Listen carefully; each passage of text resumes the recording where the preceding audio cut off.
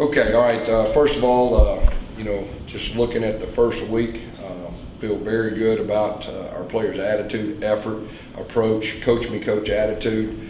I really think we came a long way in that area since the very first day. Today was really the first practice we've had in the stadium. It was more of 11 on 11. Wasn't any live tackling. We'll get to that next week. But I think we let all three groups. We've been operating with three groups, letting everybody play. We have not installed a whole lot offensively. We've not installed a whole lot defensively. That was by design too, so we can build a foundation. We're evaluating our guys. I think we got some good information after the first week. But overall, I'm real pleased with just our attitude, our approach as a team. Feels good, with 1 week under our belt. Questions? Coach, when you talk about building the foundation, kind of what are you talking about? What kind of foundation? Yeah, the foundation of who we are offensively, defensively, and special teams. Defensively,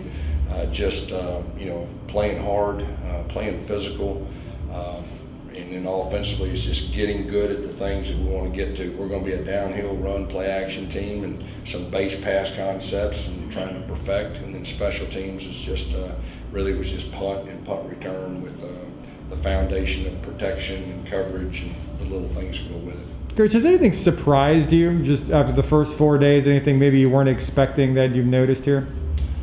I don't know about surprised, but it's just a real positive feel from our players, and we've strained them. We've made them uncomfortable.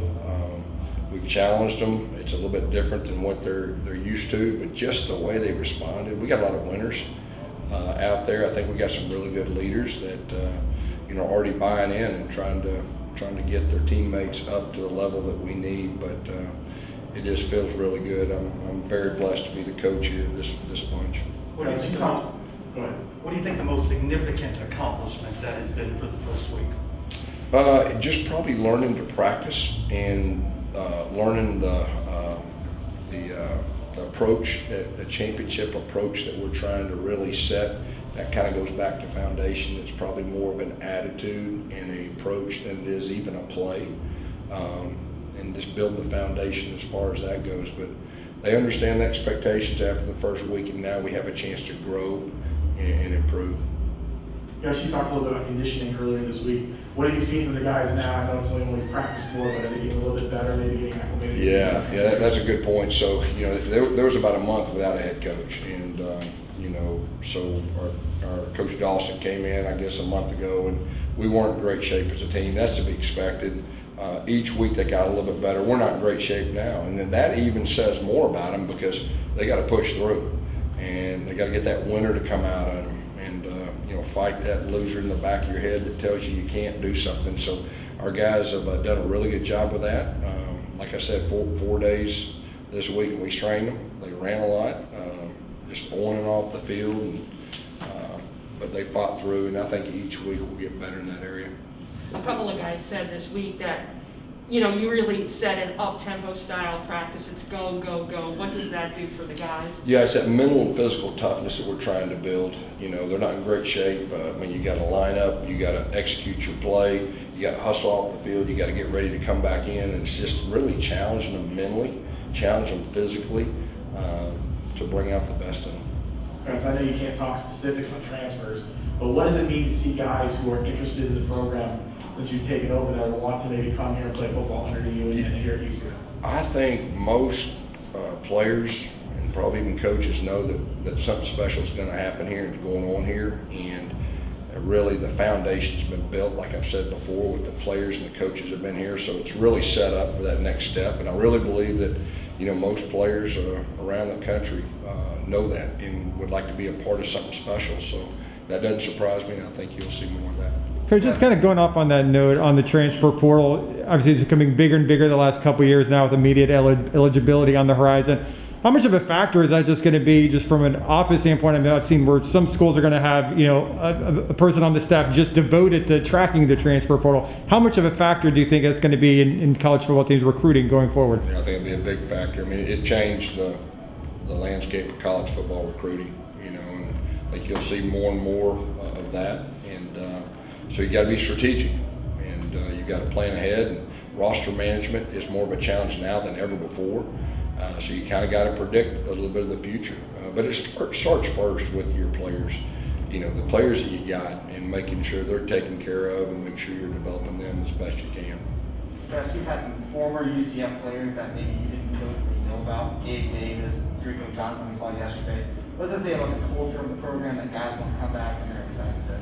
Well, it says a lot about the past, the foundation that's been built, and we want our former players to come back and feel welcome and be around our players and instill the characteristics that they won championships before. And so I just think it's a real healthy deal, and it's been really fun for me to meet those guys. I know a lot of them. Matter of fact, played against some of them in 17. So you know, it's good to get to know the former alums. In your offense, how do you like to use the middle of the field? Really, it's I like to use it if it's open. Okay, and if it's not, I don't. So it's kind of more take what the defense gives you more than anything. Coach, what are you seeing from the wide receiver position? Obviously, 3 of the top guys from last year have moved on, some new faces there and stuff this spring.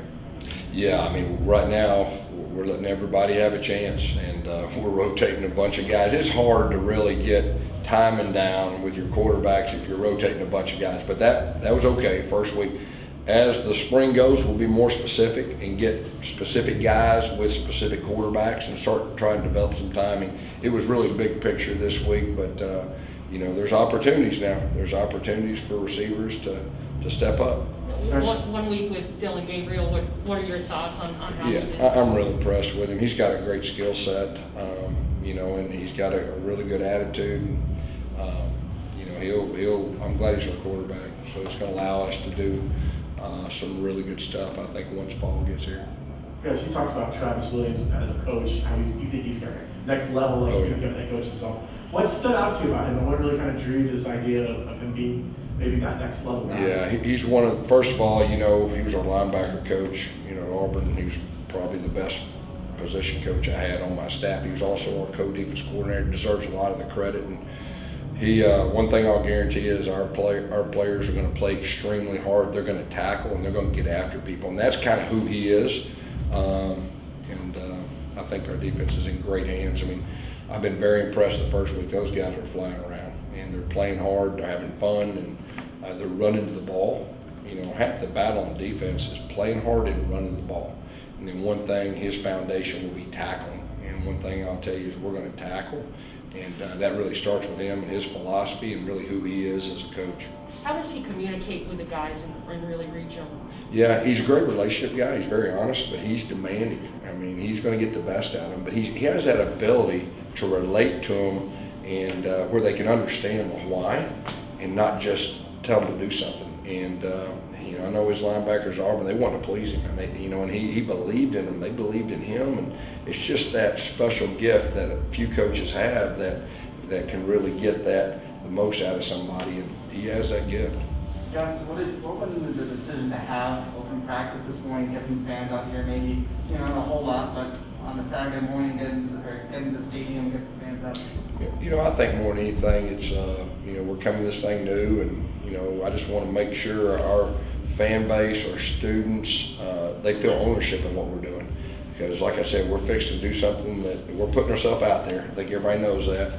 But it's going to take all of us. And so really more than anything, it was good. We had a pretty good crowd for 24 hours notice right there, so that wasn't bad. And, you know, I think you'll see that grow. But more than anything is to give them ownership of what we're doing and where we're going. I know the NCAA is kind of working towards June 1st as, you know, potentially unofficial visits, maybe camps. They're kind of just kind of working towards that. How much are you looking forward to that opportunity, knowing it's been so long that, you know, you've been able to talk to a recruit face to face? Oh, yeah. I mean, I think most coaches around the country are really hoping, you know, and we've got good information with COVID.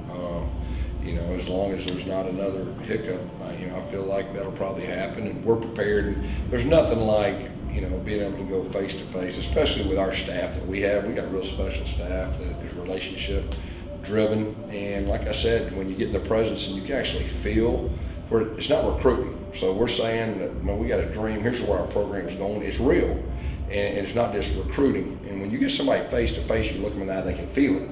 And so that's really a big deal for us. And we're hoping that we get recruits on campus and their families. How's that chemistry coming together amongst your coaches? Oh, yeah, we've got a great staff, and like I said, I'm familiar with a lot of them anyway. We're all on the same page, going the same direction, and but we got some really good coaches too. I mean, they're good coaches, they're really good teachers, they're good communicators, and more than anything, they care about our players. And this day and time, I believe you can't coach effectively unless you have a relationship with your players, because kids are different now than they were 5 years ago.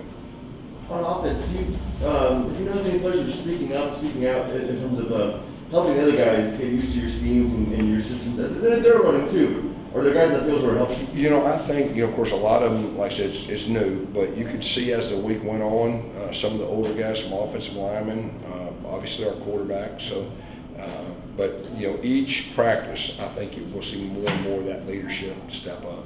What does what does week 2 of spring practice look like, what are the goals? Yeah, we'll start, the install will be more progressive, and we'll start being more specific of the groups that are going to be with what groups, and that's probably the big thing.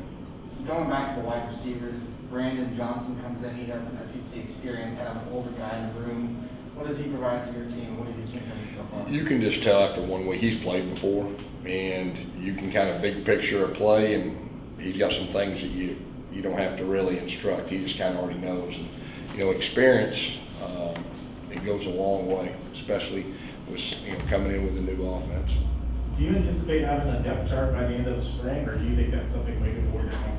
Yeah, it'll probably be, we'll have as coaches an idea and a foundation, but, we'll see how that goes with the rest of the group that comes in and all that. But, we'll have some kind of order at the end of spring. Now that you've been here, I guess a little bit more than a month. I know you've been busy, obviously, here at UCF, but how are you just kind of enjoying living in Orlando and in general, and just kind of getting to know the area? I love it. This place is awesome. Like I said, I'm so impressed with our players, and it's even better than I thought it'd be. How much are you just enjoying coaching and working with the kids, Yeah. After? That's the fun part for me. It's a blessing for me to be here, working with our players and being here at this university. So it's even better than I thought it was going to be, and I thought it was going to be pretty good. Okay, anything else? All right, thank you. Appreciate it. Thank you, Coach.